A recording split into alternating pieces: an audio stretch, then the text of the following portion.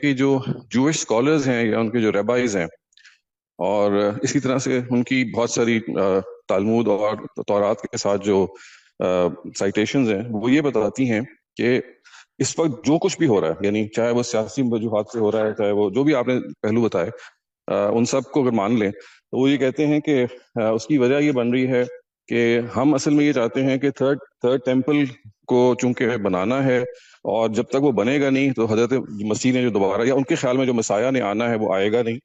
तो चाहे उनको बाय हुक और क्रोक अगर ये जगह मिल गई है, इससे कतई नजर करके इससे हमें कैपिटलाइज करना चाहिए, क्योंकि वो थर्ड टेम्पल बनेगा तो वो मसाया आएंगे, और वो आएंगे तो फिर वो एंड ऑफ वर्ल्ड की जो सारी दास्तान वो बयान करते हैं, वो शुरू होगी।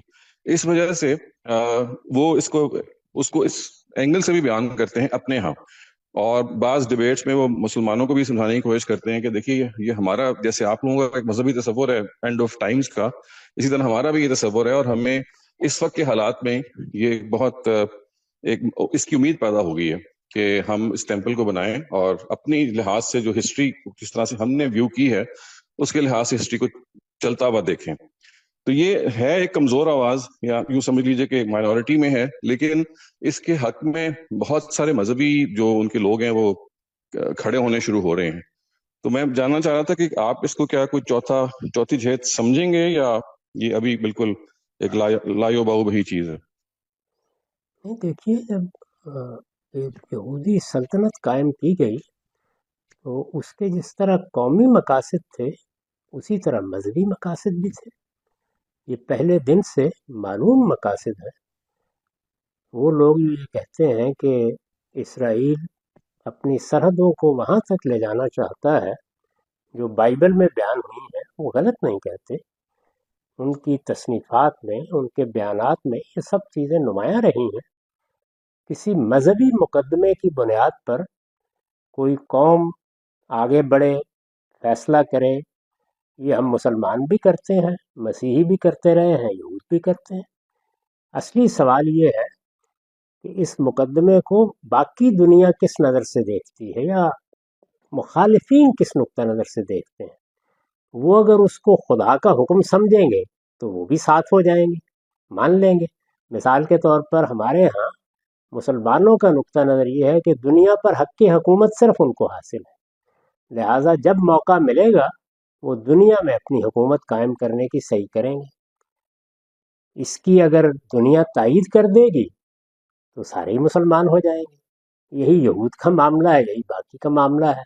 नहीं करेंगे तो फिर कुव्वत का तसादुम होगा, हर हाल में ऐसा ही होगा।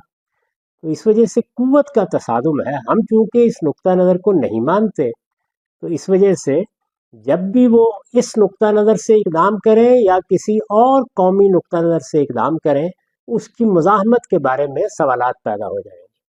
तो दोनों सूरतों में लाएअमल या हिकमत अमली में कोई फ़र्क नहीं होगा। जैसे मैंने अभी अर्ज़ किया है कि ये तीनों जहतें इस मसले की मौजूद रहेंगी। इसमें पहली जहत का मुहर्रिक आपने बयान किया है कि ये भी है।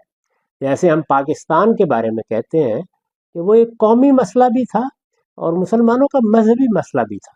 इसलिए उन्होंने हिंदुस्तान को दो लख्त करके यहाँ दो मुल्क बना दिए, मुसलमानों की एक अलग रियासत वजूद में आ गई। तो कौमें अपने कौमी पस मंज़र में, अपने मजहबी पस मंज़र में, अपने तहजीबी पस मंज़र में, अपने सकाफती पस मंज़र में इस्तदलाल तलाश करती हैं। वो इस्तदलाल मेरे नज़दीक, आपके नज़दीक गलत हो सकता है, किसी के नज़दीक सही हो सकता है, लेकिन जब उसके लिए कुव्वत इस्तेमाल की जाएगी तो मुखालिफ अगर उससे इत्तेफाक नहीं रखता तो वो कुव्वत इस्तेमाल करेगा। इससे तसादुम पैदा होता है। इस तसादुम पर तबसरा किया जा रहा है कि क्या हम मुसलमान इस वक्त तलवार उठाने, बंदूक चलाने के काबिल हैं? क्या हमारी ये इस्तात है कि हम इस वक्त जिहाद व किताल के मैदान में उतरे? इसमें दो राय हो गई।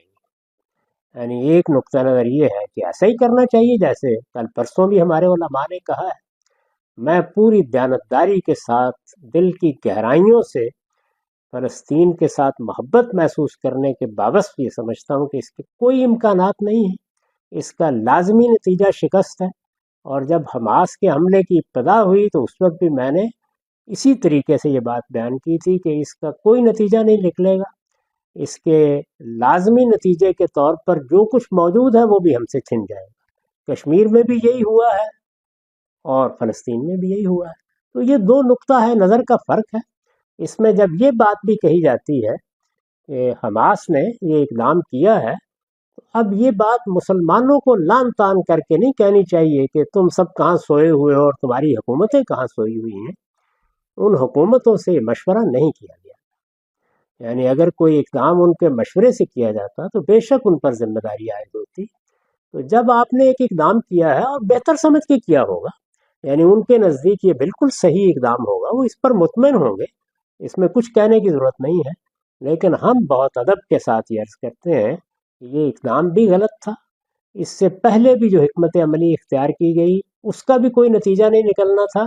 البتہ جیسے کہ ابھی ہمارے ایک عزیز دوست نے کہا، پرامن ذرائع سے آپ اپنا موقف بیان کریں، آپ اس کے حق میں دلائل دیں، آپ لوگوں کے ضمیر کو جھنجھوڑیں۔ یہ وہی چیزیں ہیں جو ہم سیاست میں بھی دیکھتے ہیں۔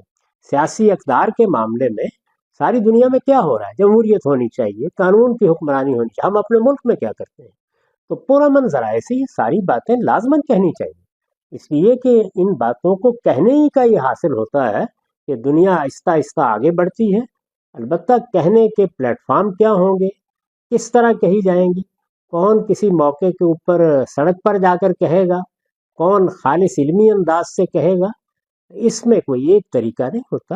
ہر آدمی کہتا ہے۔ میں نے ابھی آپ کے سامنے تفصیل سے اپنا موقف عرض کیا۔ ان تینوں چیزوں پر میں نے وقتاً فوقتاً گفتگو کی ہے، اور تینوں جہات میں میرا ایک بالکل متعین نقطہ نظر ہے، لیکن میں اس کو ایسے ہی بیان کرتا ہوں جس طرح کہ میں نے اب بیان کیا ہے۔